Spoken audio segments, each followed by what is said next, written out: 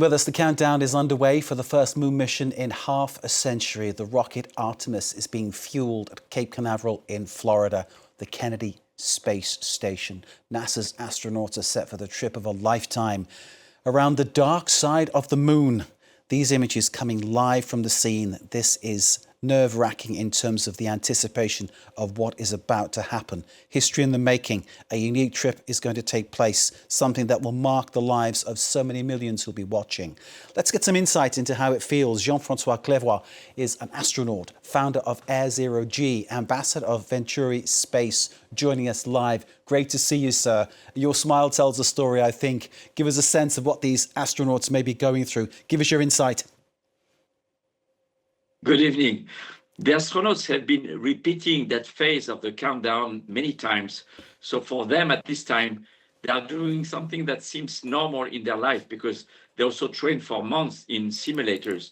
So they are certainly excited, but they are certainly also very focused because when they are on board in the checklist, there are many talks between them and the launch control center where we check the communications, the connections for the oxygen, for the electricity, for the system of their capsule, and they have to answer the questions from the technicians from the control center.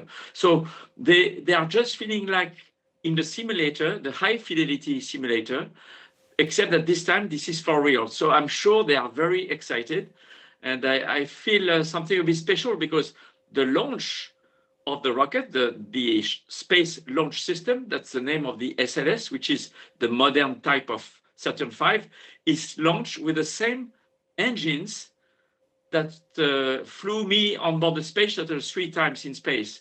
The liquid oxygen, liquid hydrogen engines and the solid propellant engines, rocket motors, are taken exactly from the technology of the space shuttle system. You've been to space 3 times. Jean-François, I want to be you. Fantastic. What an experience.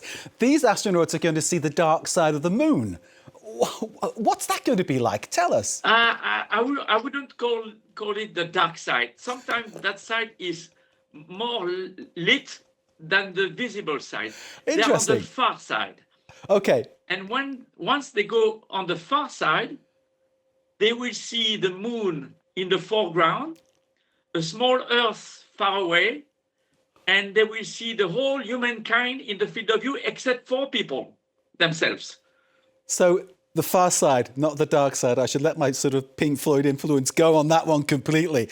Give us a sense of what life is like in space. I mean, how do you, interpersonal interaction, life every day in space. They're going to be there for, I think it's a 9-day mission. You'll correct me if I'm wrong. Tell us about life on board. What are the things that they might not be expecting? So in general, in space, the work consists of operating complex machines in extreme hostile, confined and isolated environments. And that will be the case for them. The life on board is typically, you can compare it typically to a camping trip, except that you have to attach everything because everything floats in weightlessness. But in their case, that will be the very first time that so many people are in such a very small volume for about 10 days. So it's only 9 cubic meters for 4 people for 10 days for their work, for piloting, but also for sleeping, eating, going to the bathroom, for washing themselves, for looking out the window. But for the toilets, we were able to put a small curtain, so they will be able to go one after the other when they need to. But it's the very confined, comparable spaceflight missions in the past were the Gemini mission. One Gemini mission, there were 2 on board for 2 weeks, like in the cockpit of an aircraft. This time, there are 4 of them in a volume that is bigger, maybe twice bigger, the size of the cockpit of an airline aircraft, but it's for 10 days. So they better get well with each other. Indeed, Jean-François, because you mentioned going to the toilet, okay, which in many ways depends on gravity in some way, shape or form. Without being too detailed, how do they get around that? There must have been some real ingenious design which enables that to happen cleanly. So there are two main differences with the system you have at home. We separate the system to urinate and the one to collect the feces, the solid waste. And we replace the gravity on Earth by suction. So everybody has his own funnel that you connect to a special hose, which has a airflow, inward, like a vacuum cleaner, and you urinate inside. And for the number two, you sit, tightly on a special seat, and everything that comes out of your body is sucked into a special place that is connected to vacuum to dry immediately. Anyway, it works well, but you better be seated properly because it's important for the ambience and for the atmosphere. Indeed, and you explained that with great sensitivity. Thank you very much indeed, Jean-François.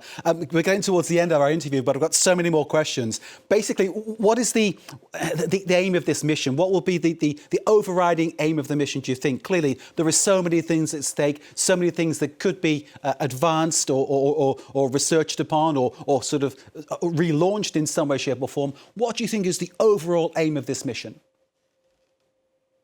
When you go to the moon, or it will be the same for Mars, you need three main elements.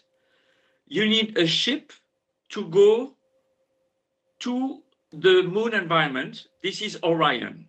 Orion is like at the time of the Apollo program, a capsule, conical capsule with the people inside, and behind you have a cylinder.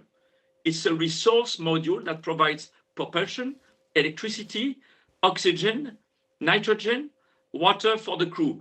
And that module, in the case of Orion, is 100% European. We call it the European Service Module. That's why you have the ESA logo, the European Space Agency logo on the rocket, just below the NASA logo. So Europe is on the critical path of this program. Without this European module, nobody goes to the moon. But you need also a lander, what we call the human landing system, which is not ready today.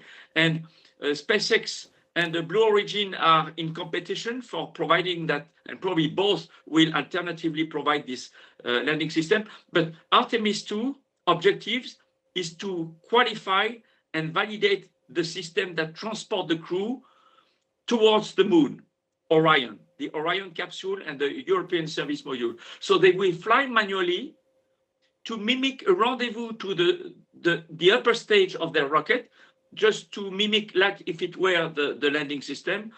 Then when they go to the moon, they will validate the navigation and the communication, because when you go far from the low Earth orbit, you cannot use the same systems used by the ISS, the GPS, like we use with aircraft, and you cannot use also the regular communications and the data relay satellites. So you have to use the same systems that are used for the navigation of space probes that we send to Mars, Jupiter, and Saturn. So it's a validation of the life support system, the manual piloting system, the telecommunication system, also the communication system, and of course the navigation system. And of course, they will also test special technologies that are protecting them for the space radiation, for example. Jean-François, we're out of time, but I've got a million more questions for you, so maybe one day we'll get to talk it through. I would really love to do that. Jean-François Clervoy, he's been to space 3 times. What more can I add? What a guy. Thank you, sir, for giving us your analysis. Thank you for sharing your time with us, and I hope you enjoy the Artemis mission. Live long and prosper. Same to you, sir. What a great man. Jean-François, thank you very much indeed. Jean-François Clervoy, astronaut, founder of Air Zero G and ambassador of Venturi Space. 3 times he's been to space. We are